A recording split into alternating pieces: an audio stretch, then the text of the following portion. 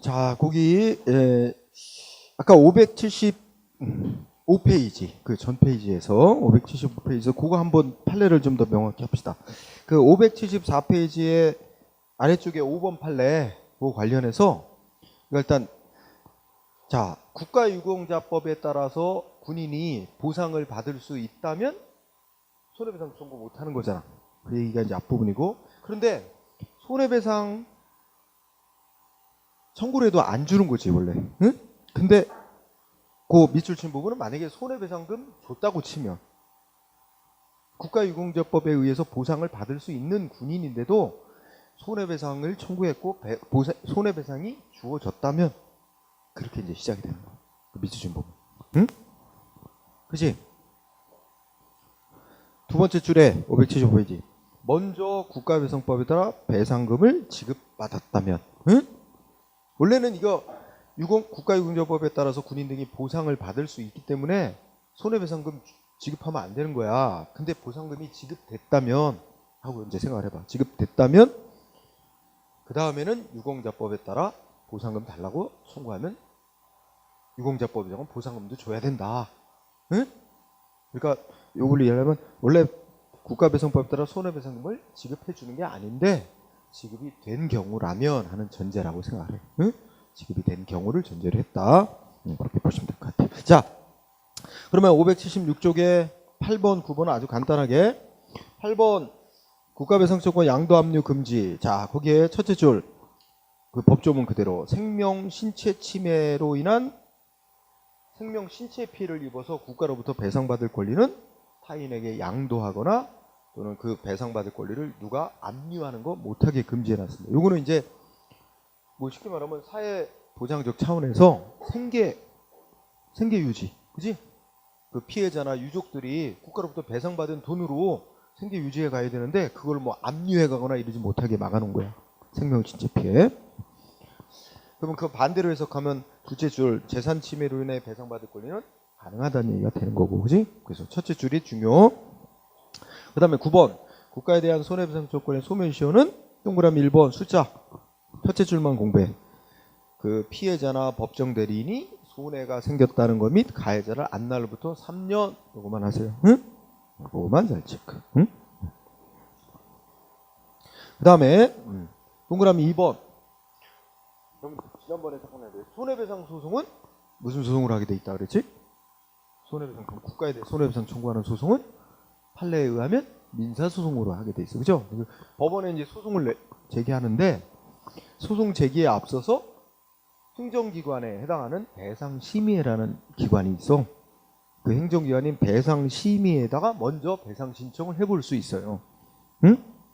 그럼 거기다가 배상 신청을 하면 배상받을 권리를 배상 청구권을 행사한 거로 인정이 되니까 배상 청구권 소멸시효가 멈춰. 응? 그래서 소멸시효 중단 사유다. 간단하게 한 줄.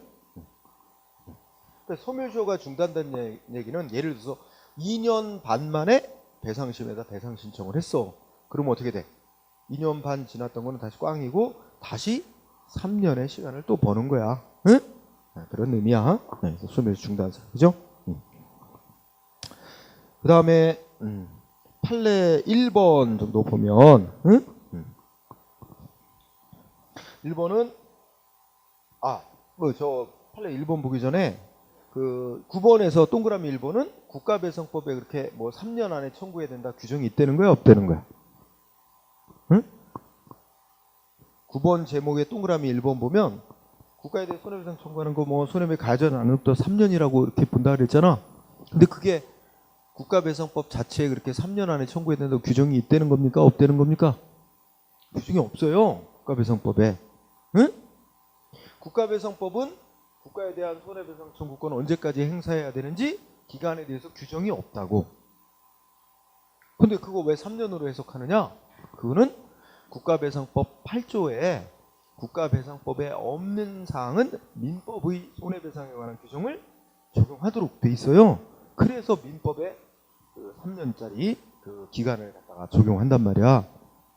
응? 그래가지고 이제 그 판례 1번이 그래서 문제가 된 거야. 왜 국가배상법 자체에서 국가에 대한 손해배상 청구권 언제까지 행사해야 된다고 규정을 명확히 안 해놔서 민법이 정한 짧은 3년의 짧은 그 청구 기간, 그거를 적용받게 해놨느냐 하고 문제를 삼은 거지. 우리가 일반적으로 여러분들 앞쪽에서 이제 배우고 오는 건데, 뭐냐면 국가에 대한 금전 채권, 국가에 대해서 금전 채권은 원칙이 특별한 규정이 없는 한 5년을 적용하는 거고 원칙이거든. 5년보다도 짧게 3년을 적용받게 됐단 말이야. 그래가지고 이제 문제다 하고 지적을 했지만, 그건 뭐야? 결국 입법자의 입법 재량에 의한 결과다 하면서 헌법 위반이라고 볼 수는 없다 이랬다는 거. 1번 정도. 자, 그 다음에 여기 뭐 판례는 많이 써놨지만 그렇게 시험에 많이 나오는 건 아닙니다. 그런 건 아니고, 예를 들어서 6번 6번 정도 볼까요? 6번, 7번 뭐 이런 거 다 거의 비슷한 건데, 6번 보면 야, 국가의 공무원이 판결문을 위조하는 등의 방법으로 국가에 대해 손해배상 청구권 행사하는 걸 불가능. 그러니까 공무원이 손해배상 청구 못하게 방해해서, 간단히 말하면 불가능 내지 현저히 곤란하게 만들었고, 그 위조된 판결문 시정 조치가 이루어지기 전까지는 피해자 측에서 객관적으로 국가에 대해 손해배상 청구하는 것을 기대할 수 없는 장애 상태가 계속되었던 경우, 결국 그러니까 뭐 국가가 불법 행위를 했고 그 판결문도 위조해놨고 국가 공무원이 그래가지고 피해자 측에서 그거 위조된 건지 증명할 길도 없고 뭐 이렇게 바로잡을 그럴 그 가능성 거의 기대하기 어려웠다면, 그 아까 3년 지났기 때문에 너 손해배상 받을 권리 없어졌어 이렇게 국가가 소멸시효 완성됐다고 주장하는 건 권리 남용에 해당돼서 허용될 수 없다. 그죠? 네, 그 정도. 그 다음에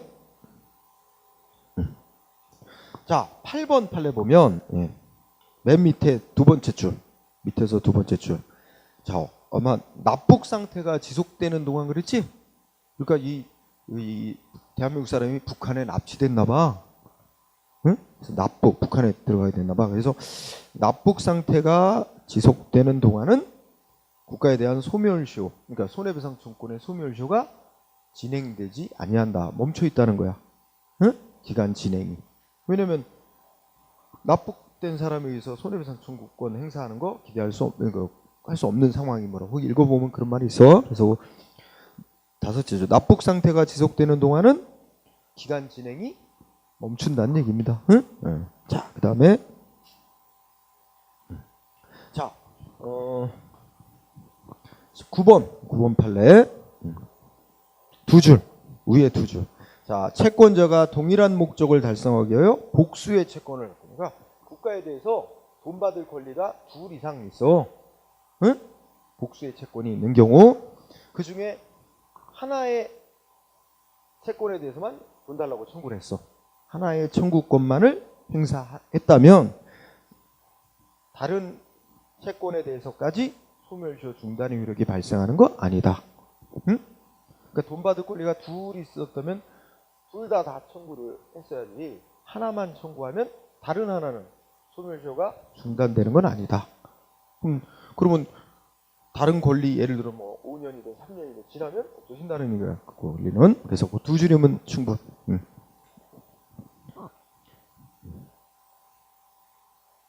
그 다음에 10번 아까 비슷한 얘기를 했습니다. 10번. 이것도 이제 시험에 쓰인 판례이기도 하다. 10번에 보니까 뭐라고 나와 있어?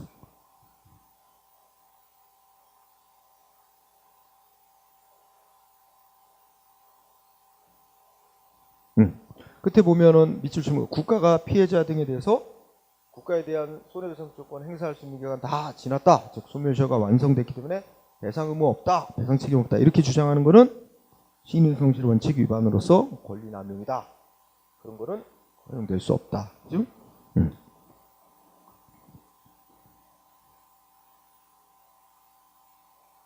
그 앞에 보면 아까 칠판에 얘기했듯이 막 과거 60년대, 70년대 이렇게 국가에 의해서 불법 행위가 고문 등에서 저질러졌고 몇십 년이 지나서야 비로소 국가가 무슨 과거 진실화해 과거사 정리 기본법 이런 법 만들고 국가기관이 과거사에 대해서 진실 조사해서 결정 내리고, 그죠? 이렇게 됐다면 비로소 피해자 측에서는 그때서야 비로소 진실을 알게 됐고, 그로부터 이제 손해배상 청구권을 행사할 수 있게 되었다고 봐야 되기 때문에 몇십 년 지났다 그래서 그 소멸시효가 완성됐다 이렇게 주장하는 건, 국가가 그렇게 주장하고 배상 책임 없다고 하는 거는 인정될 수 없다, 그렇게 생각하면 될 거예요. 자, 그러면 마지막 논점. 그럼 배상을 청구해야 되는데 절차는 어떻게 되느냐? 자, 아까 일단 기본적으로 두 가지라 해서, 하나는 뭐야? 민사소송으로 법원에 손해배상달로 청구를 하는 건데, 소송에 앞서 뭘 해볼 수 있다? 행정기관인 배상심의에다가 배상을 신청해 볼 수 있다. 그래서 먼저 배상심의에, 그죠? 그런데 1번의 제목이 뭐라 그랬어? 제목에 이제 행정절차, 쌍가루 1번 행정절차 해놓고 괄호치고 뭐라 그랬어? 배상심의라고 하는 행정기관에 배상해달라고 신청을 해볼 수 있는데, 괄호치고 임의적 절차라고 그랬죠. 무슨 말이에요, 이게 임의적 절차가? 소송하기 전에 반드시 거쳐야 되는 절차는 아니라는 거야. 피해자가 선택하는 거야. 여기다가 먼저 해보고 안 들어주면 소송 가든지, 아니면 이거 안 하고 바로 소송 가든지. 그러니까 그건 의무적인 건 아니라는 뜻이죠. 임의적 절차. 그래서 그게 이제 잘 물어본단 말이야. 그래서 임의적 절차라는 거. 그래서 그 밑에 이제 말 설명이 있으니까. 그 다음에 단가로 1번 내려가면 배상심의라는 기관에 대해서 알아보자. 자, 배상심의에 보니까 동그라미 1번에 첫째 줄 끝에 배상심의가 어디 있대? 법무부의 본부심의라고 있고, 법무부의 본부심의 있고, 군인이나 군무원이 발생시킨 손해에 대해서 심사하는 기구로 국방부의 특별심의라고 있다. 응? 법무부의 본부심의에 국방부의 특별심의에. 그 다음에 동그라미 2번 각 본부심의회와 특별심의회 아래 그 밑으로 각 지역마다 지구심의회를 둔다. 지구심의회. 그죠? 그래서 보통 그 지구심의회는 우리 지방검찰청 단위별로 보통 만들어져 있어요. 지방검찰청에 구성이 돼 있어. 그리고 이제 군대 같은 경우는 이제 무슨 뭐 사단별로 이렇게 만들 수도 있고, 하여튼 지역별로 그렇게 해놨다는 거죠. 그죠? 그 다음에 동그라미 3번 본부심의회, 특별심의회, 지구심의회, 모든 배상심의회는 누구의 지휘감독을 받는다? 법무부 장관으로부터 지휘받게 돼 있다. 법무부 장관의 지휘. 자, 그 다음에 오른쪽으로 넘어가자. 그러면 배상신청. 그래서 뭐 동그라미 1번 읽고만 지나갑시다. 국가배상법에 따라 배상금을 지급받으는 자는 자기가 살고 있는 주소지나 소재지나 또는 배상원인이 발생한 지역이면 공무원의 위법행위가 이루어진 그 지역을 관할하는 지구배상심의에 배상신청을 해야 한다. 그러니까 이거는 배상심의에다 배상신청을 해보려면 여기다가 이제 먼저 해야 한다, 이런 얘기죠. 안 하고 싶으면 안 해도 되는 거지만. 그리고 그 다음에 단가로 3번 심의와 결정. 그러면 동그라미 1번 보면, 이거 외우는 것도 아니지만 할 필요도 없어. 배상심의에다가 배상신청을 일단 했다, 그죠?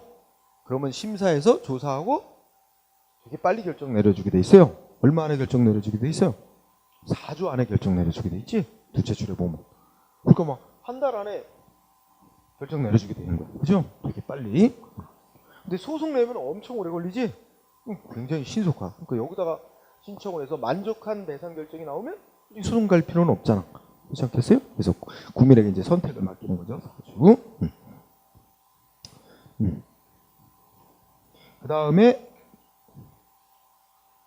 뭐 결정서 송달 뭐 어쩌는데, 그 다음에 뭐 있을까? 579페이지 맨 아래 보자. 신청인의 동의와 배상금 지급. 읽어보면, 자, 배상 결정을 받은 신청인은 지체 없이 동의서를 첨부하여 배상금 달라고 지급을 청구해라. 만약에 2번 배상심의회로부터 배상 결정을 받은 신청인이 배상금 달라고 지급 청구를 안 한다든지, 또는 지방자치단체가 정해진 기간 내에 배상금을 지급을 안 하면 그 결정에 동의하지를 않은 것으로 본다. 그렇죠? 그런 규정이 있죠. 읽고 지나갑니다. 그 다음에 단가로 6번 재심 신청이라는 게 있어. 그죠? 뭐 세부적인 내용을 공부하는 게 아니라 먼저 그 지역 지역별로 있는 지구배상 심의에 신청해볼 수 있지. 근데 지구배상 심의에서 만족한 결정 안 내려주면 아까 말한 본부 심의에, 그치? 거기다가 한 번 다시 재심 신청을 해볼 수가 있어. 이 재심 신청도 반드시 해야 되는 게 아니라 안 하고 바로 어디 가도 돼. 소송 바로 가도 되지만, 그래서 이랑 지구 심의에 배상 신청을 했는데 뭐 안 들어주는 결정 또는 만족하지 못한 결정이 나왔다면 그 결정서 받은 날로부터 2주 안에 본부 심의회나 특별 심의에 재심을 신청해 볼 수 있다. 그죠? 그런 정도. 그러면 또 재심 신청을 받은 본부 심의회나 특별 심의회는 또 4주 안에 조사해서 또 결정해 줘야 된다. 뭐 이렇게 돼 있고. 어쨌든 여기서 중요한 건 재심 신청 가능하다는 정도만 알면 되는 거야. 응? 자, 7번째 배상 결정이 효력 나왔죠? 중요합니다. 1번 되게 중요해. 배상 심의에서 배상 결정 내렸어. 응? 그러면 그거에 반드시 따라야 되는 거야? 나는 내가 배상 신청하면 한 3천만 원은 배상금 지급하는 거로 결정이 나올 줄 아는데 500만 원 지급하라고 결정 났대. 넌 뭐야? 승복이 안 돼. 그럼 어떻게 하면 돼? 그냥 거기 아까 보면은 거기 배상금 신청 결정서에 동의 안 하면 되잖아. 그죠? 동의서 첨부 안 하고 지급 청구 안 하면 돼요. 그럼 무시하고 그럼 어디 가? 소송을 내든지 하면 되지. 그러면 배상심에서 내린 결정은 법적으로 꽝인 거야. 아무 효력도 없는 거야. 따라서 배상심의에서 내린 결정은 그 자체만 갖고는 아무런 법적 구속력이 없다. 신청인이 동의해야만 효력이 생기는 거다.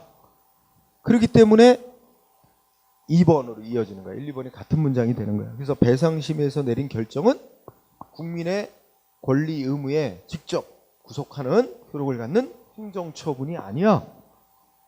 따라서 배상심의에서 배상 결정 배상에 관한 결정을 내렸는데 나 승복 안 되는 결정 내렸다고 그 배상심의가 내린 결정을 소송으로 싸워? 행정소송으로 배상심의에 내린 결정 위법이니까 이거 취소해라. 이렇게 행정소송으로 싸워? 아니야. 그냥 놔두고 무시하고 그냥 법원에다가 나 배상 판결 내려줘 하고 그냥 소송 가면 되지. 배상심의회가 내린 결정 가지고 소송으로 다툴 필요가 없다는 얘기입니다. 그래서 1, 2번 동그라미 묻고 배상심의 결정은 행정처분이 아니다. 꼭 알아둬야 됩니다. 1, 2번. 자, 한편 동그라미 3번은 그냥 밑줄 치지 말고 들어만 보자. 뭐냐면 과거에 국가배상법의 16조에 이런 조항이 있었어. 응? 거기 있는 대로 그런 조항이 있었는데 지금은 위헌 판정받아서 삭제, 없어졌어. 국가배상 16조는 빈칸이야. 응? 근데 어떤 조항이 있었어? 이렇게 돼 있었어. 배상심의에서 배상 결정 내린 거에 피해자 측에서 동의한다든지, 그죠? 또는 지방자치단체가 배상금을 지급했을 때는, 우리는 이제 그랬을 때는 민사소송법이 정한 재판상의 화해가 성립된 것으로 본다. 이런 규정이 있었대. 그럼 재판상의 화해가 성립된 것으로 본다는 말은 재판상 화해를 쉽게 하면 이제 재판하는 양쪽 당사자가 재판 진행 도중에 판결까지 안 가고 서로 양보 좀 해가지고 타협하는 거야. 그래갖고 그 타협하는 문서에다가 이제 사인하면 그게 최종 판결과 똑같이 인정해 주는 거야. 그래서 그렇게 이제 화해가 성립되고 양쪽 당사자의 양보해서 사인하면 그 문제는 법적으로 완전히 끝난 걸로 보고 그 문제에 대해서는 다시는 소송을 못하게 되는 거예요. 그게 이제 재판상 화해의 효력이야. 응? 근데 이 규정이 있으면 어떻게 되냐면 봐. 내가 이제 피해자로서 배상심의회라는 행정위원회에 신청을 했어. 근데 배상금 500만 원 결정이 나와서 그 정도면 만족, 동의했어. 그리고 배상금까지 다 받았다. 그런데 뭐가 났냐? 처음에는 없었는데 그 무슨 사고 때문에 후유증이 막 생기고 피해가 크게 또 추가적인 피해가 생기는 거야. 후유증이 생기고. 그래도 어떻게 돼? 이 규정 때문에 배상심의가 내린 거 동의했고 배상금 받았으면 이제 손해배상 청구소송을 못하게 되는 거야. 응? 이런 문제가 있었다고. 그래서 이거 갖고 이건 위헌 청구 들어갔어. 헌법재판소가 뭐래? 행정이 아닌 배상심의의 결정에 동의했고 배상금 받았다 그래서 다시는 그거에 대해서 소송 안 하겠다. 이런 의사까지 들어있다고 볼 수는 없다. 그렇게 해석하면 국민의 재판받을 권리를 침해하는 게 돼서 안 된다. 이러면서 이 규정은 결국은 국민의 재판 청구할 권리를 박탈하는 결과가 되기 때문에 위헌이라고 봐야 된다. 그래서 지금은 없어졌단 말이에요. 그러면 결론이 어떻게 돼? 지금은 배상심의의 결정에 동의하고 배상금을 받았다 하더라도 나중에 추가적인 손해가 또 생기면 그거에 대해서는 소송을 또 내가지고 그 추가적인 손해에 대해서 또 배상을 또 받을 수 있다는 얘기입니다. 응? 지금은 이런 규정이 위헌으로 삭제됐기 때문에 그래서 그 의미는 이제 3번의 마지막 끝에 신청인은 배상심의의 배상 결정에 동의하거나 배상금을 받은 뒤에도 추가적 손해가 생기면 법원에 소송 내서 배상 받을 수 있게 됐다. 이게 이제 의미. 그 정도만 알아두면 되고, 그 다음에 사법 절차에서는 방가로 1번 하나만 공부합니다. 응? 그래서 아까 얘기했어. 동그라미 1번. 손해배상 청구하는 소송은 행정기관인 배상심의의 배상 신청을 먼저 안 하고도 바로 소송을 제기할 수 있다. 응? 그래서 이건 이미 얘기한 거. 이건 법이 명시해 놓은 거야. 그 다음에 동그라미 2번. 손해배상 국가나 지방자치단체를 상대로 하는 손해배상 청구 소송은 무슨 소송을 해야 된다? 판례에 따르면 민사소송. 그죠? 그래서 동그라미 2번의 끝에 판례는 민사소송에 의하도록 하고 있다. 그 정도까지 하면 됩니다. 응? 예. 자, 고기는 그 정도. 응? 나머지는 뭐 큰 논점이 없어. 자, 그 다음에 581쪽 제4절. 이번에는 또 하나의 배상책임 요건. 제목은 영조물의 설치관리 하자로 인한 손해배상 이렇게 제목되는데 이거는 헌법에는 없는 건데 국가배상법만 규정하고 있는 거죠. 그래서 우리 국가배상법 5조라고 합니다. 그래서 법 좀 읽어봅시다. 국가배상법 5조 제목은 이제 공공시설 등의 하자로 인한 배상 책임 이렇게 해서 여기서 공공의 영조물이라는 용어를 쓰는데 영조물은 공공시설물이라고 생각하면 되는 거야. 응? 그래서 자 뭐라고 썼나 1항에 도로라든지 하천이라든지 이런 거를 공공의 영조물이라고 이제 부르는 건데 그 공공의 영조물의 설치나 관리에 하자가 있어서 타인에게 손해를 발생했을 때는 국가나 지방자치단체는 배상해야 된다. 이 경우 국가배상법 2조 1항 단서 2조 1항 단서 뭐였죠? 뭐였어? 2조 1항 단서가 피해자가 군인, 군무원, 경찰 공무원, 예비군 대원일 경우는 다른 법에 보상받을 수 때는 국가에 대해 배상 청구 못한다. 이거 그지? 그것도 똑같이 적용되고 제 3조나 3조의 2가 바로 배상금 정하는 기준이 있잖아. 아까 배상금 기준 그거 다 똑같이 정한다. 그리고 2항 손해 발생의 원인에 대해서 책임을 질 자가 따로 있으면 국가나 지방자치단체는 그 자에게 물어내 할 수 있다는 거죠. 그죠? 그래서 이런 구상 조항이 있습니다. 그래서 이 국가에서 5조 나오면 가장 이제 대표적인 예가 이런 거 예를 들면 저 우리나라 성수대교 붕괴 사건. 응? 어느 날 아침에 출근 시간대 됐는데 그죠? 그 서울의 저 한강 다리 중에 하나인 성수대교가 가운데가 푹 무너져 내렸어. 멀쩡한 깨끗한 날씨에. 그래가지고 많은 사람이 죽고 다쳤어. 그래서 그 성수대교라는 한강 다리는 서울시가 설치 관리하는 거였어. 응? 그래서 피해자들이 서울시를 상대로 배상을 청구. 서울시가 배상해줬습니다. 그다음에 서울시는 이 2항에 따라 손해를 발생시킨 원인 누가 책임 있느냐? 건설회사가 책임 있다고 보는 거야. 니네 건설에 그 당시에 이 성수대교 건설하는 회사가 동아건설이라는 회사였는데 니네가 다리 설계와 시공을 잘못해놔가지고 다리 무너졌다. 그러니까 배상해준 돈 니네가 다시 물어내 하고 동아건설이 청구했던 거야. 응?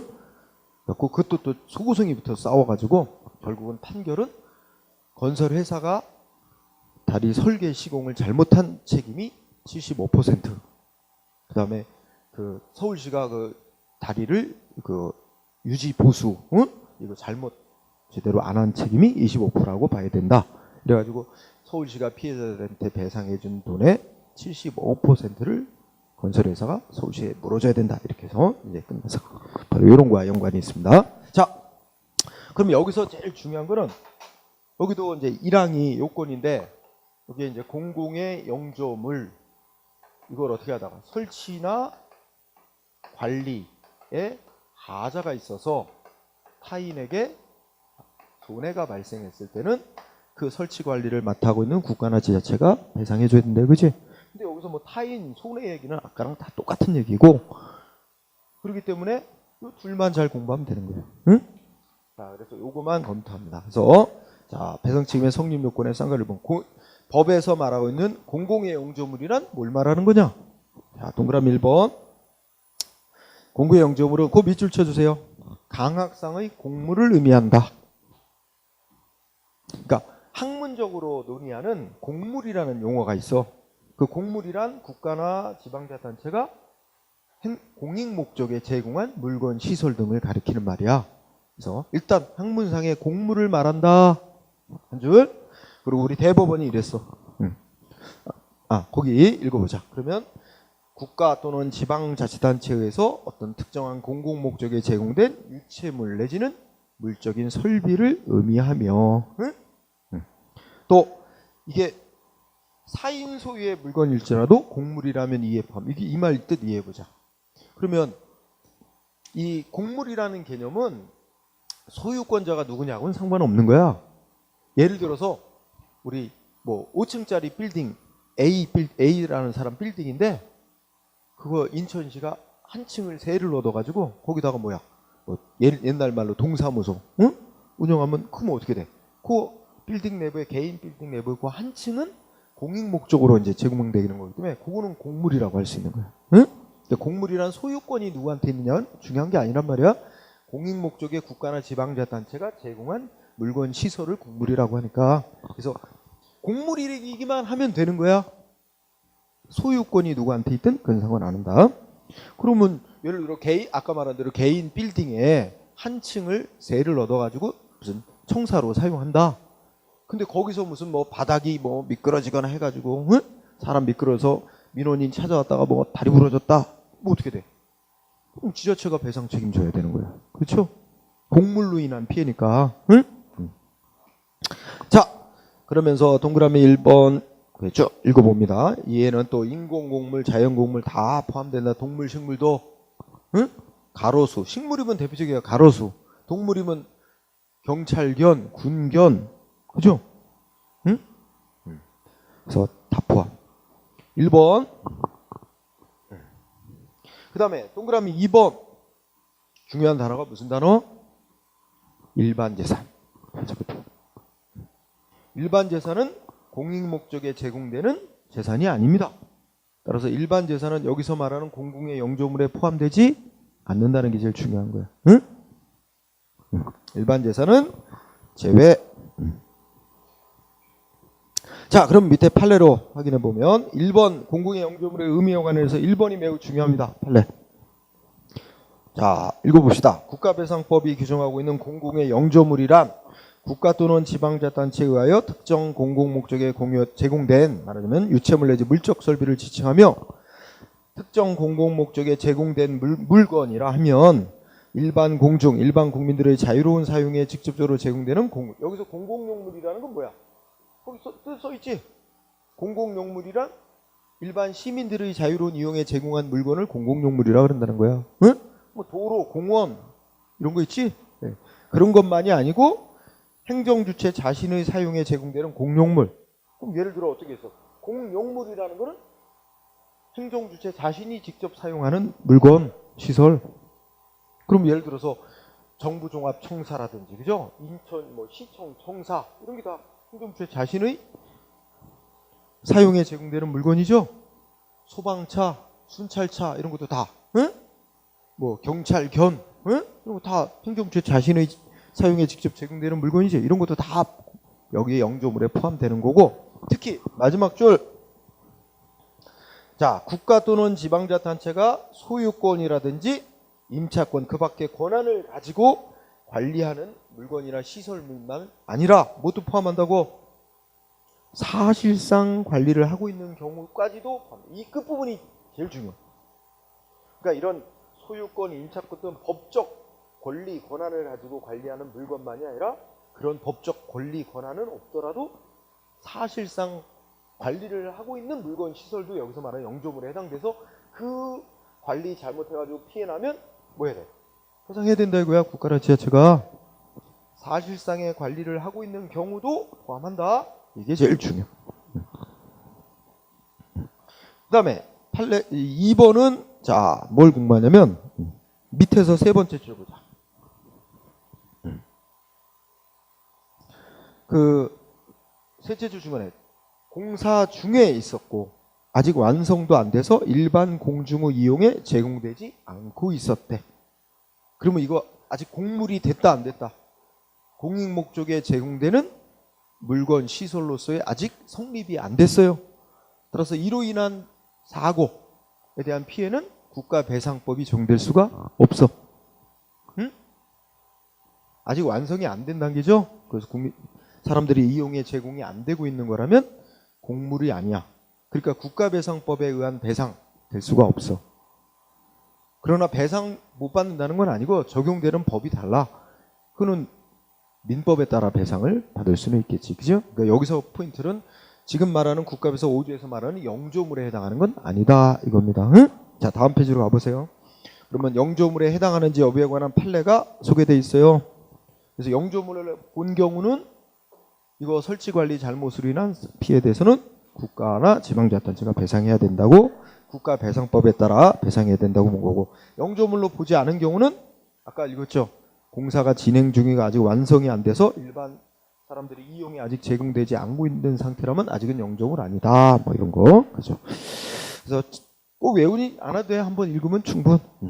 자, 그러면 이 공공의 영조물로 인해서 영조물 설치관리 하자가 있어서 손해가 나면 배상이 해야 되는데, 설치관리 또는 관리의 하자란 뭘 말하느냐? 의의를 읽으면서 설치란 뭘 뜻해? 뭐 보통 일반적인 뭐 설계 시공해 놓는 거, 그지? 그다음에 관리는 유지 보수하고 뭐 이런 걸 말하는 거다, 그죠? 그래서 읽고 지나갑니다. 여기서 둘째 줄이 중요해. 하자란, 하자란 뭘 말한다고요? 설치 관리에 하자할 때 하자란 그 공공 시설물이 그 용도에 따라 통상적으로 갖추고 있어야 될 객관적인 안전성을 결여한 상태를 말한다. 일단 그거 중요. 하자란 어떤 상태를 말하는지는 중요합니다. 자, 그거 일단 한 줄 알아요. 그런데 그 하자가 있다 없다를 판단하는 기준과 관련해서 학설이 세 가지 소개됐어. 그죠? 여기는 학설도 조금 알아둬야 될 필요가 있습니다. 그래서 판단 기준을 보니까 우선 동그라미 1번. 다수설은 밑에 학설 중에 객관설 입장이며 입장이다.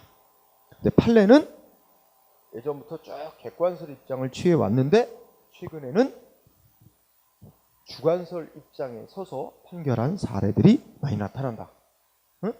아직 판례가 완전히 주관설로 바뀌었다 이렇게 100% 말하기는 좀 이르긴 한데 최근에는 주관설 입장에서 판결한 것들이 있다. 이거 일단 알아둬야 되는 사실. 그러면 객관설과 주관설을 비교해보자. 객관설은 자, 시설물이 안전성을 갖추지 못한 상태에 있다. 그러면 어떻게 돼? 하자가 있는 거다. 이렇게 보는 거야. 응? 응? 응. 그래서 만약에 뭐야? 여기에 이제 도로가 있는데 여기가 맨홀이 있어. 응? 근데 맨홀이 있는데 뚜껑이 없어. 맨홀 뚜껑이 없어. 그럼 밤에 지나가다 사람 빠져. 응? 그러면 이 맨홀 뚜껑 없는 그 자체가 하자가 있는 상태다. 그럼 맨홀에 빠졌어. 그러면 어떻게 돼? 다리 부러지고 했어. 그러면 이 맨홀을 만약에 시가 관리하면 시가 국가배상 5조에 따라 배상해줘야 된다. 배상 책임이 있다. 이런 논리가 되는 거야. 자, 객관설에서 객관설은 하자를 어떤 기준으로 판단한다? 시설물이 안전성이 결여된 상태가 있기만 하면 하자로 보는 거야. 응? 그죠?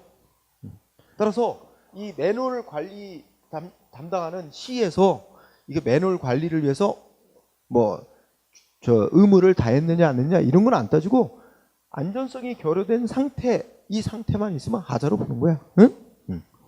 반면에 주관설은 어떻게 돼요? 자, 우리가 이 정리해보자. 객관설은 뭐만 있으면 하자로 봐. 응? 객관적인 안전성 결여. 안전성 결여 상태만 있으면 하자로 보는 거 아니야? 그죠? 뭐만 하자 있다 이렇게 보는 거지. 그런데 주관설은 어떻게 돼? 이거 안전성이 결여된 것만 가지고는 하자 있다고 보면 안 된다.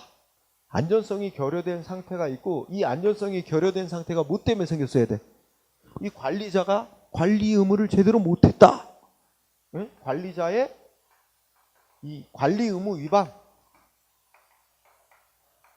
이게 있어야 된대. 이게 인정이 돼야 된대. 응?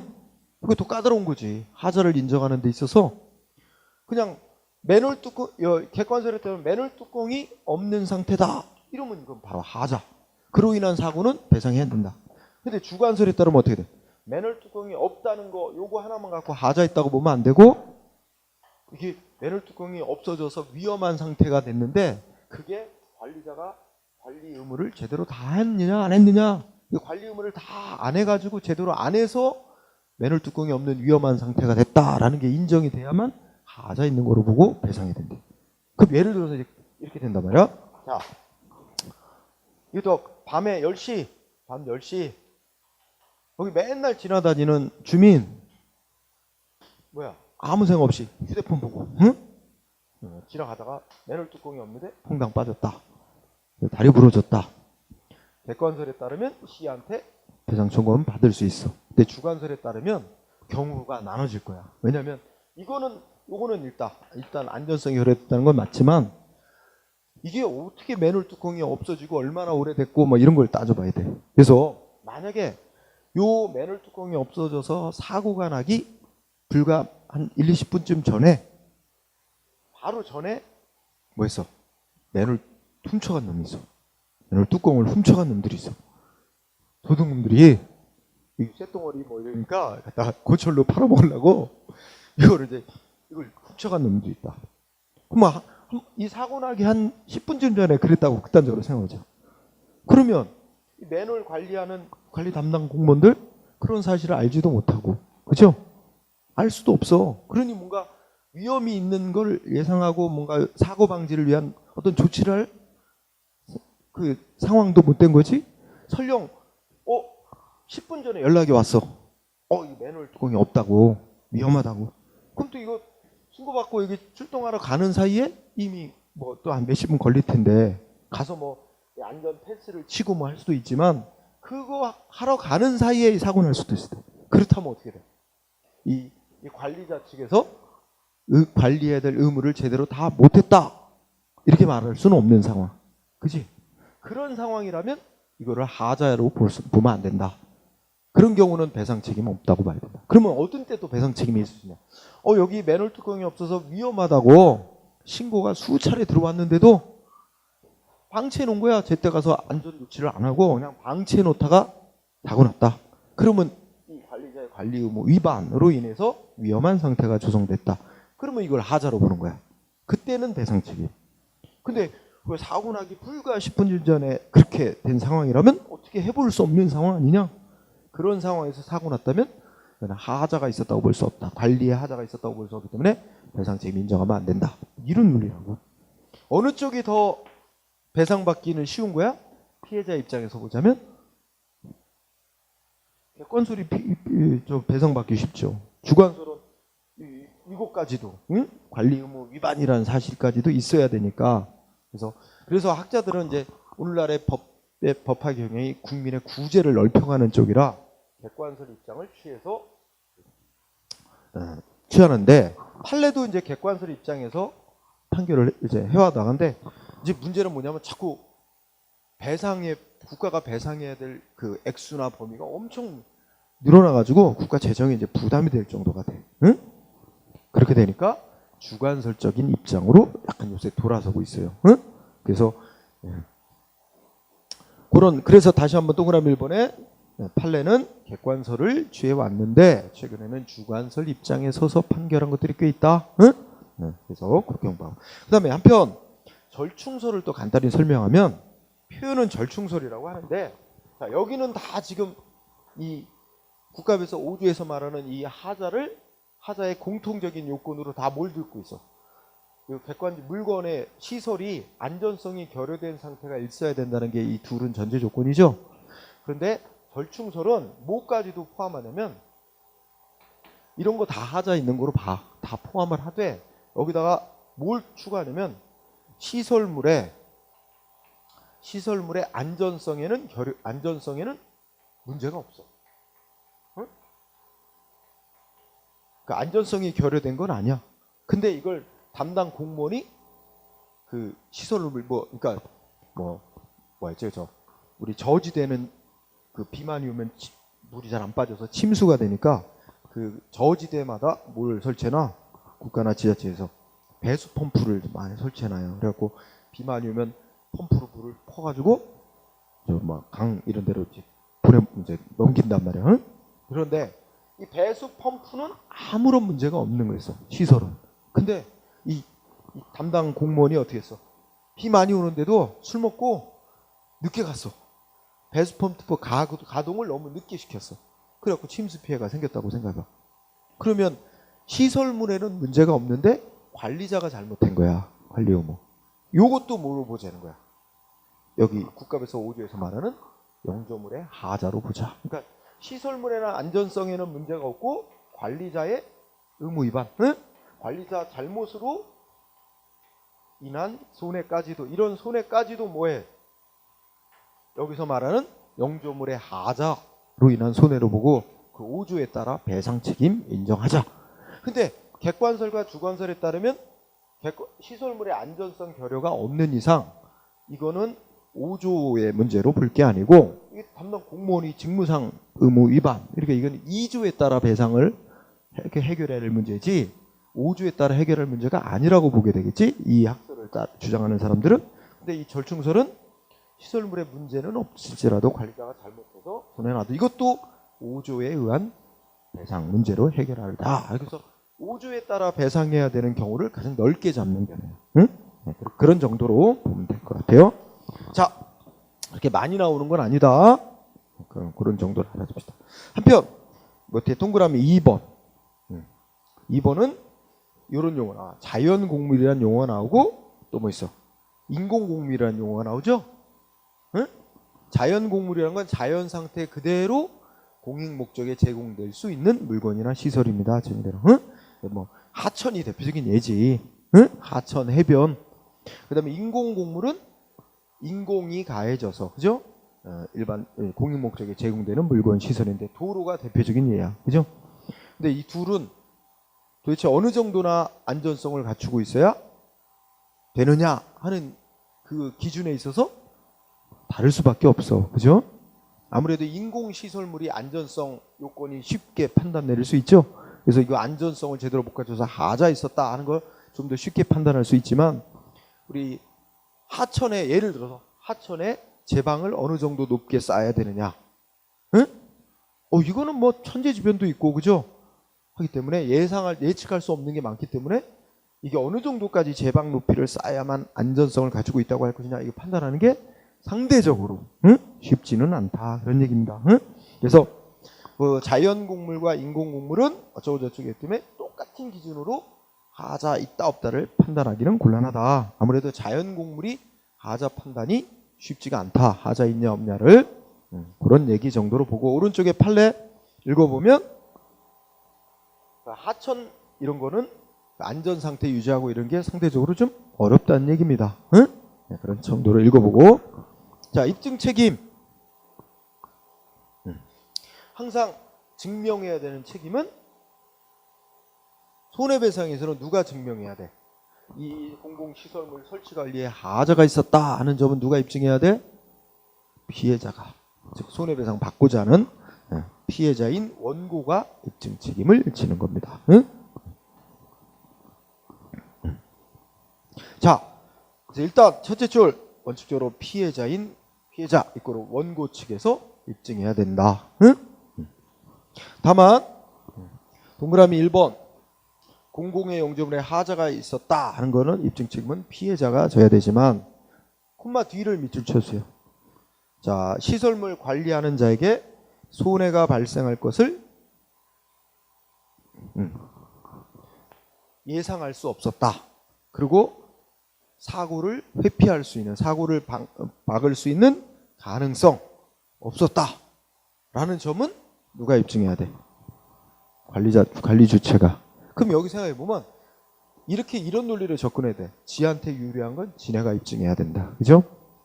그러니까 이건 예를 들어서 뭐 도로 관리하는 기관이 국가의 도로인데 국가 측에서 어떻게 되겠어? 아, 이거는 뭐 사고가 발생할 것이다.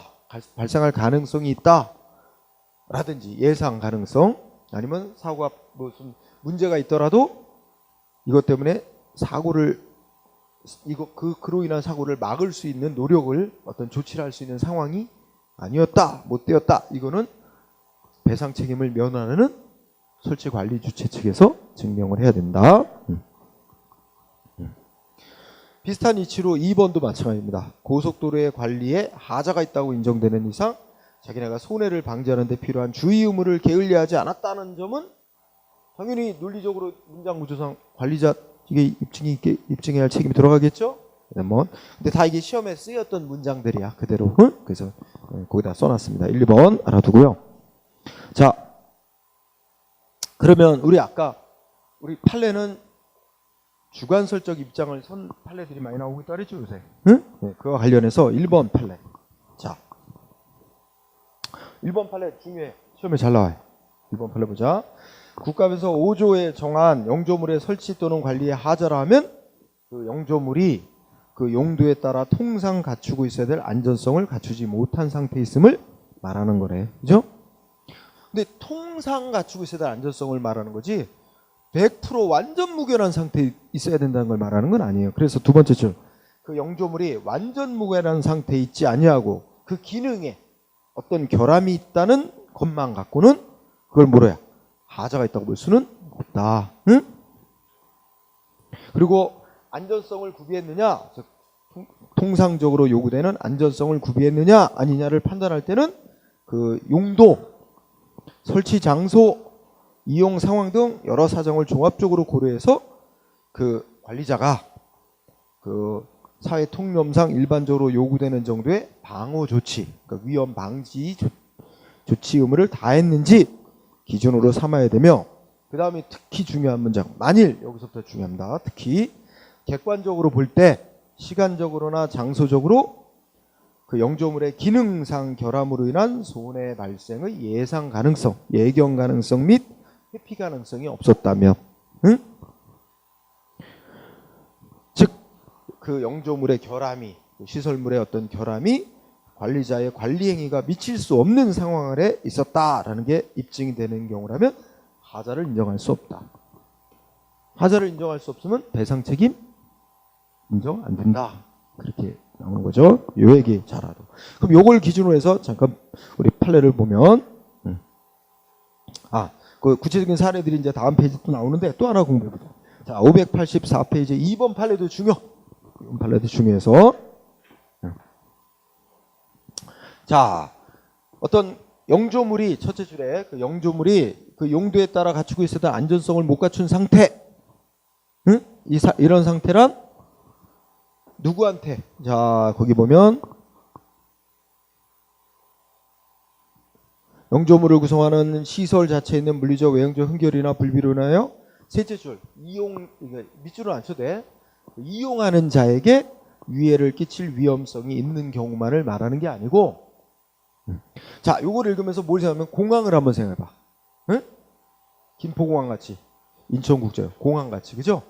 그러면 공항을 이용하는 사람들에게 위험을, 사고, 그러니까 그 위해를 끼칠 위험성이 있는 경우만을 하자했다고 하는 게 아니라 누구한테도, 공항 근처에 사는 주민들 있지, 공항에서 발생시키는 소음 때문에 못 살겠다 이거야. 그러면 자, 넷째 줄, 그 영조물이 공공 목적에 이용됨에 있어 이용 상태 및 정도가 일정한 한도를 초과하여 제3자, 대표적으로 누구라 했어요?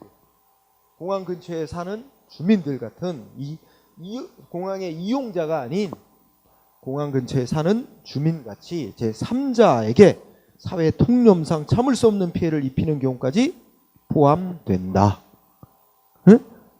그러니까 글자는 뭐야? 공항을 예를 들면 공항에 이용하는 승객, 그 이용자들에게 뭐 위험을 초래하는 경우만이 아니라 공항 근처에 사는 주민들 같은 제 3자에게 그 공항이 이제 운영됨으로 인해 참을 수 있는 한도를 넘는 소음 피해를 주고 뭐 이런 경우도 뭐로 봐?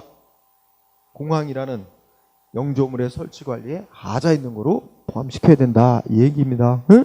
자, 관련해서 그래서 바로 밑에 영조물 설치 관리에 하자 있다고 인정한 사례 1번 김포공항 매양리 사격장 응? 소음 피해 너무 많이 발생시켜갖고 인근 주민들 참고 견딜 수 없을 정도의 엄청난 소음 피해를 발생시키겠다면 그 영조물의 하자다. 응? 국가가 배상해야 된다 이겁니다. 매양리 사격장은 저 경기도 화성에 있는 바닷가 근처에 무슨 그 공군 사격장이야. 응. 그 다음에 비슷. 자, 2번, 3번 이런 건 여러분 읽고 시험 잘 나오는 거 4번 가변 차로에 설치된 2개의 신호기에서 모순되는 신호가 들어오는 고장 예방할 방법이 없는데도 신호기 설치했다면 그래서 사고가 났다면 뭐야? 신호기 설치 관리에 하자가 있었다고 봐야 된다. 응? 그래서 이거는 이게 이제 어떤 사례냐면 여기가 중앙선이라고 하자. 중앙선. 그런데 자 이쪽은 이렇게 진행하는 차선이고 이쪽은 이쪽이죠. 근데 여기 차선도 양쪽에 2개 거보자. 이렇게 거보자. 그런데 오전에 보면 출퇴근 시간대는 이쪽에 차들이 미어 터져. 정체가 극심. 이쪽은 헐렁한데 퇴근 시간대는 또 반대로 이쪽이 미어 터지고 여기는 헐렁하단 말이야. 차선을 좀 효율적으로 사용하자는 생각에 이게 이제 중앙선을 이제 왔다 갔다 하는 거야 말하자면. 그래서 아침에 출근 시간대라면 예를 들어서 오전 7시부터 9시 사이 이 사이는 여기가 이렇게 3개 차선이 이게 이쪽 진행하는 방향의 차들에게 차선을 주는 거야. 그러니까 이때는 중앙선이 이쪽으로 옮겨지는 거나 마찬가지야. 그죠? 퇴근 시간대는 반대로 이렇게 차선을 줄 거고, 그죠? 이렇게 그러면 요걸 위해서 어떻게 돼? 여기 이제 막히는 구간에 입구에 신호등 설치해 놓지. 그죠? 신호등에서 여기 무슨 불 들어와야 돼? 아침에 이 시간대에 파란불. 그래서 이쪽으로 진행하게 한단 말이야. 출근하는 차량. 그러면 반대편 이 막히는 구간 저쪽 끝에는 또 여기 신호등 설치하고 여기 어떻게 돼? 여기 무슨 불 들어와야 돼? 응? 빨간 불 들어와야죠. 빨간 불. 그래서 이쪽으로 출근 시간대는 이쪽 차선으로 들어오는 건 안 되잖아. 그죠? 여기 막아야 되잖아. 여기 빨간 불 들어와서 여기 진입 금지돼야 돼. 이게 잘 작동하다가 전압이 좀 낮게 흐르면 이게 오작동이 난다. 그럼 어떻게 돼? 여기 파란 불 들어와서 차 진입했는데 여기 빨간 불이 들어왔을 땐 타임인데 파란 불이 들어와 있으니까 이쪽에서 또 차들이 또 진입. 그래 사고 나는 거지, 그지? 이렇게 해서 사고가 났어. 응? 그래갖고 이런 오작동 날 수 있는 거 알면서도 이거 못 고쳐. 그 기술 수준상 못 고치는 거야. 근데 이렇게 오작동 날 수 있다는 거 알면서도 경찰이 설치를 했어. 그리고 실제 오작동이 나가지고 사고가 났다면 배상해야 된다. 응? 그거 이렇게 한 거예요. 그 다음에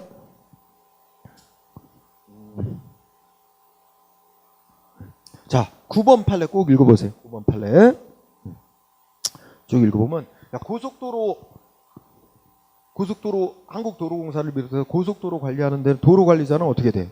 자 오늘 밤부터 내일 새벽까지 큰 눈이 예상됩니다. 일기예보 있어. 어떻게 해야 돼? 도로관리자는 다 눈 내리면 제설 작업하려고 준비 다 하고 눈 내리면 빨리빨리 제설 작업을 해야 됩니다. 그죠?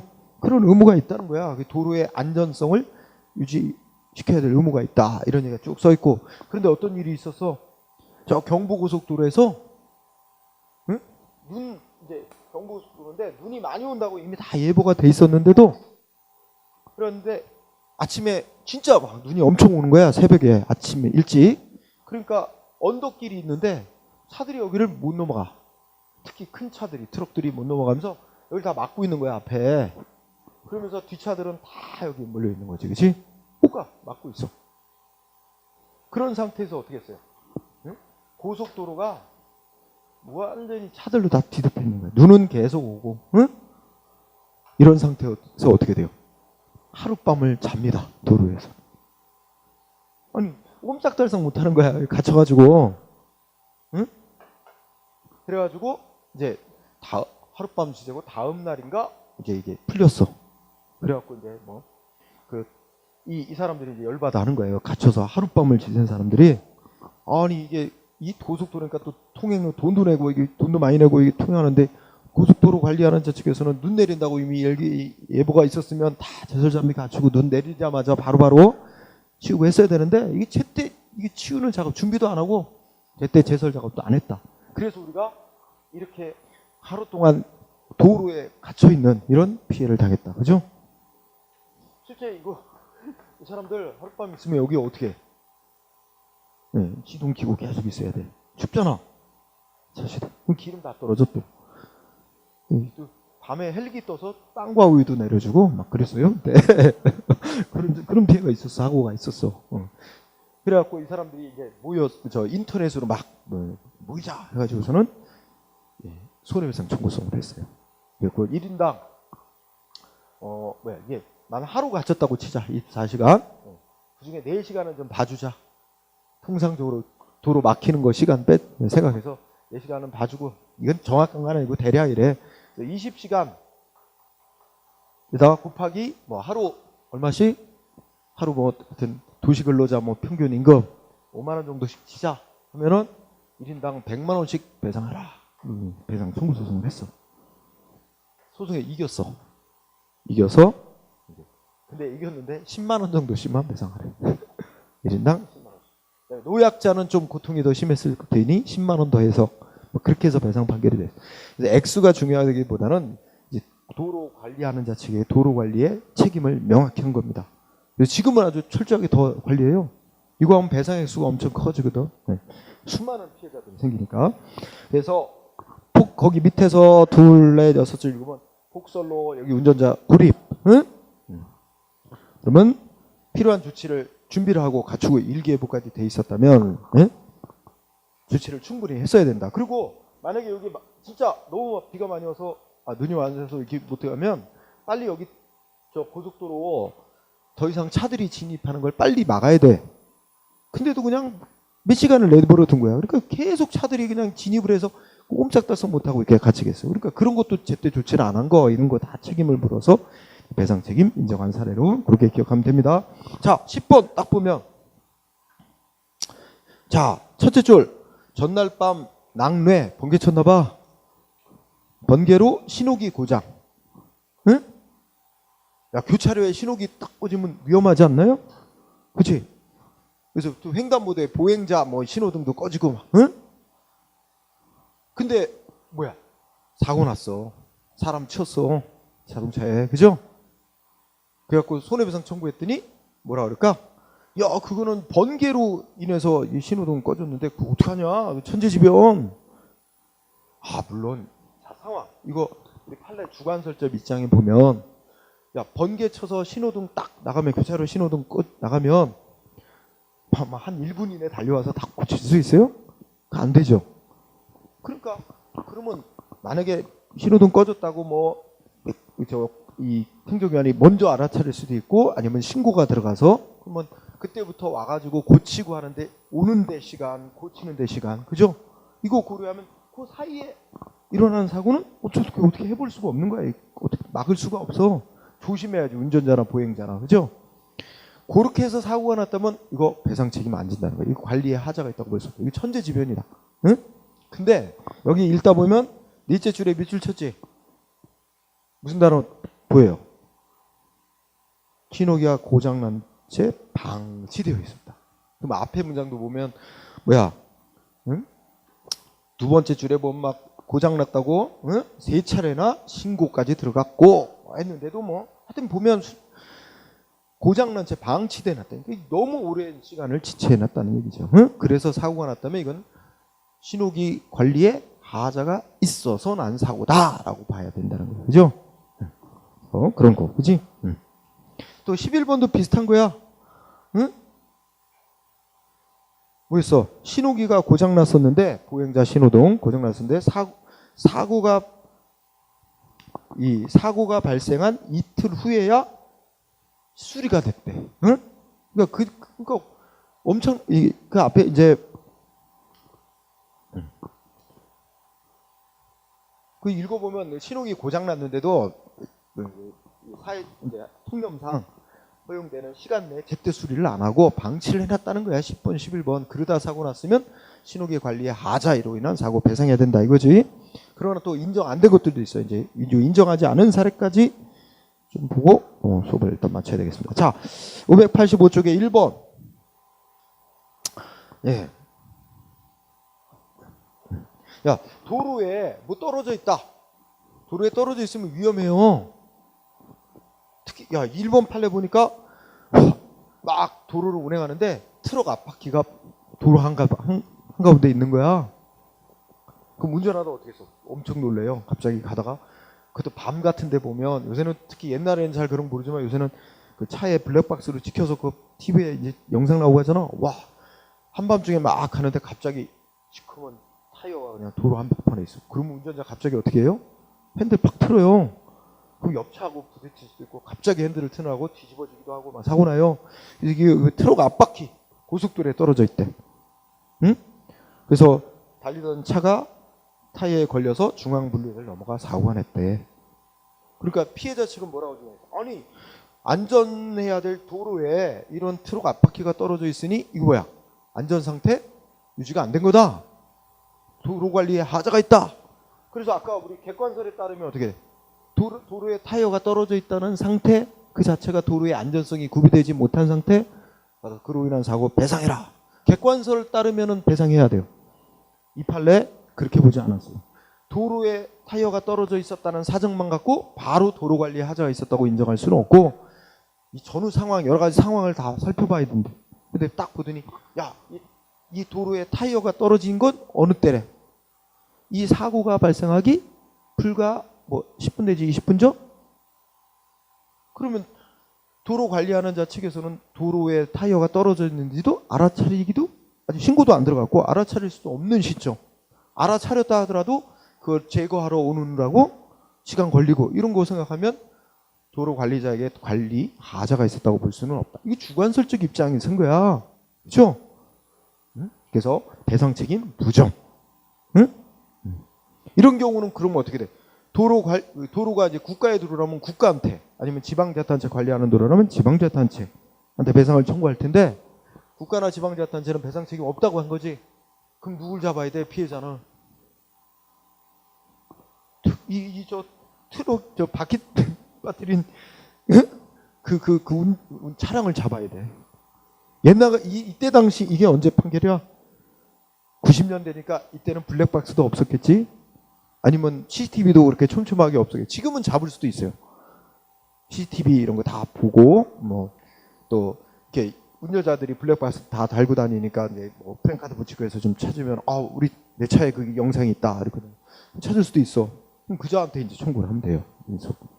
근데 못 찾으면 그냥 배상 못 받는 거지. 자, 2번 판례도 비슷해. 2번 판례도 도로인데 막 가는데 뭐 있어? 응? 이거는 더 끔찍한 사고네. 이거는 진짜 개죽음 했네. 자, 여기 중앙선. 나 이렇게 달려가는데 A차가 이렇게 가는데 여기서 뭐 날랐어? 쇠 파이프가 날라오는 거야. 여기 쇠 파이프가 떨어져 있었는데 지나가던 차가 바퀴로 팡 튕긴 거야. 쇠 파이프가 날라들어서 앞유리창 뚫고 들어와서 운전자 사망. 이제 왜 이 운전자 측에서 어떻게 된 거야? 아니 도로에 새 파이프가 떨어져 있는 상태는 도로의 안전성이 구비되지 않은 상태지 않느냐? 손해배상 청구를 했지. 근데 역시 이거 뭐야?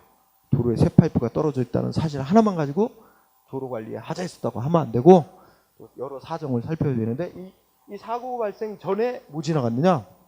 한 15분쯤 전에 여기 도로 검문소 교대 차량이 지나갔대. 그때는 이런 거 없었다는 거지. 새 파이프 같은 거 없었다는 게 이제 인정이 되고. 그렇다면 요 사고 검문소 교대 근무 차량 지나가고 난 뒤에 아마 어떤 차가 지나가다가 쇠파이프를 떨어뜨린 거고 그 뒤따르던 차가 튕긴 건데 이것도 1번 판례처럼 이 도로관리자가 알아차리지 못했고 이거로 인한 사고가 발생할 것이라고 예상할 수 없는 상황에서 일어난 사고. 어떻게 사고 방지를 위해서 조치를 취할 시간적 여유도 없는 상황이었고, 그죠? 그런 점 비춰보면 도로관리에 하자가 있다고 볼 수 없다. 결국 국가나 지자체로부터는 배상을 못 받고 역시 쇠파이프 떨어뜨린 운전자를 잡아야 됩니다. 응? 못 잡으면 누구한테도 배상 못 받는 거고. 이런 문제. 자, 3번 판례도 꼭 공부해주세요. 3번 판례. 3번 판례 보면 교차로에 신호등이 꺼져 있다는 거야. 응? 근데 다 꺼진 것도 아니고 딱 예를 들어서 A가 이쪽 방향으로 차를 진행하는데 여기에 이제 신호등이 뭐 3개 있을 거 아니에요. 빨간색, 파란색, 주황색 이렇게 있잖아. 딱 빨간 신호등만 나가 있어. 아니, 이쪽 신호는 다 나갔다고 치자. 근데 여기에 원래 빨간색이 들어와야 될 타임이고 이쪽에 있는 신호등은 문제가 없어. 이쪽에 신호등은 파란불이 들어와 있어. 이쪽에 가는 차는 파란불 들어오니까 자기 신호니까 가고 얘는 여기 원래 빨간색 불이 들어왔어야 될 타임인데 전구가 나가 있어갖고 불이 안 들어와. 근데 얘는 갔어. 그냥 빨간 불이 안 들어와 있으니까 그냥 갔어. 사고가 난 거지 여기서. 결국 얘가 이제 빨간 전구가 안 들어와 있어서 신호기 안전성에 문제가 있어서 내가 사고 났다. 그래가지고 손해배상 청구를 했는데 비슷한 거야. 이게 신호기가 여러분 신호기가 언제 전구가 언제 나갈지 쉽게 알 수 없죠. 수명도 예측이 쉽게 안 되고 뭐 그 어느 지역의 서울시를 예를 들면 서울시에 뭐 전구가 신호등 전구가 뭐 30만 개지 몇십만 개, 뭐 10만 개지 있는데 하루에 한 300개씩 꺼진대 전구가. 언제 어디서 전구가 나갈지 모르는 거고.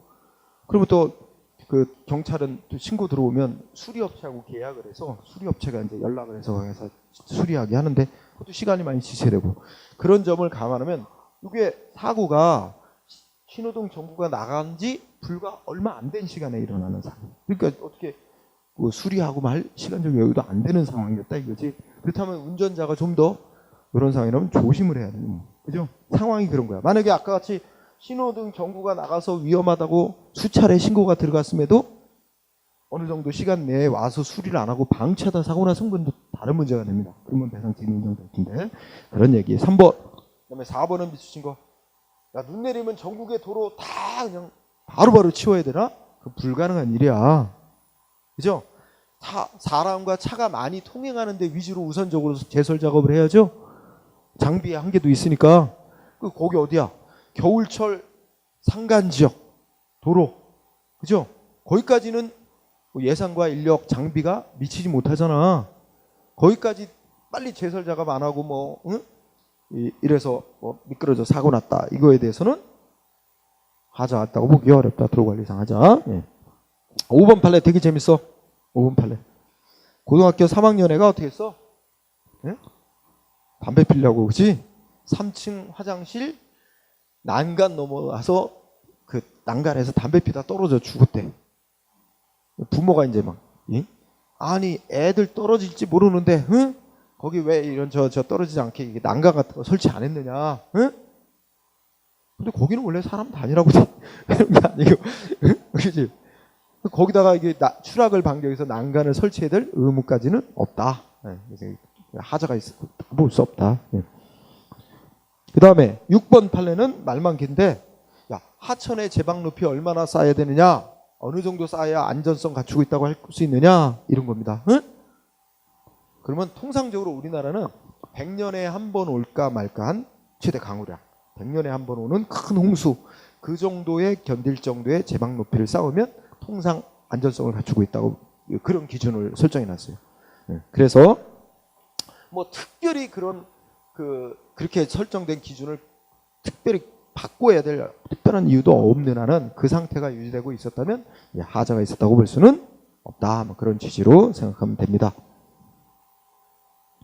자, 그 정도 하고 그다음에 7번은 시험은 아직 한 번도 안 나왔는데 재밌는 사건이라 한번 소개하고 그 다음에 그 정도 하면 되겠다. 응? 7번까지만 하면은 8번부터 12번까지는 굳이 시험에 그렇게 쓸 내용들은 아니야. 내가 많이 찾아서 넣어놓긴 했지만 7번은 길이 이렇게 굽은 길. 응? 그래서 A 중앙선. 그리고 여기서 여기로 들어오는 샛길. 이쪽은 이제 이렇게 진행하는 거지. 그런데 A가 이쪽 길을 운행해. 응? 근데 특히 밤이라고 생각해보자. 근데 운행을 하는데 여기 가다 보니까 이렇게 화살표가 이렇게 있어요. 직진. 응? 이렇게 있어. 어디로 갔어? 응? 밤에 가다가 이제 길도 잘 모르는 사람이라 치면 가다가 그냥 이리 가버린 거지. 응? 뭐 다른 차하고 부딪혔던 여기 갔다가 어디 박았던 사고가 났어. 얘가 뭐라고 하잖아요. 아니 신호기 표시가 잘못돼 있다. 그 길이 굽어져 있으면 이렇게 굽은 신호 표시를 해야지 왜 직진 신호 표시를 해가지고 오해하게 만드냐. 이게 신호기 표시 잘못을 주장했어요. 그런데 법원의 판사는 뭐라고 했어요? 야, 이게 직진 신호 표시라는 게 무조건 직진해라 이게 아니고 이거는 오던 방향대로 차선을 따라 그대로 쭉 가라는 의미지 직진하라는 의미는 아니다 말 그대로. 이래가지고 이 신호기 표시에 하자 있다고 볼 수 없다. 예, 이런 사건이었어. 그죠? 예. 그래서 몰라 이 사건 이후로 그런지 그래도 이런데 구분길에 표시할 때는 이게 이렇게 하려고 노력을 하더라고요. 요새는 표지판 보면 이렇게 억지로 꺾어 이렇게 그림을 그렇게 표시를 많이 하긴 하더만. 예. 자, 그렇게 공부합니다. 자, 시간상으로는 다 하지 못하고 오늘 여기까지 마치도록 하겠습니다. 수고하셨습니다. 예.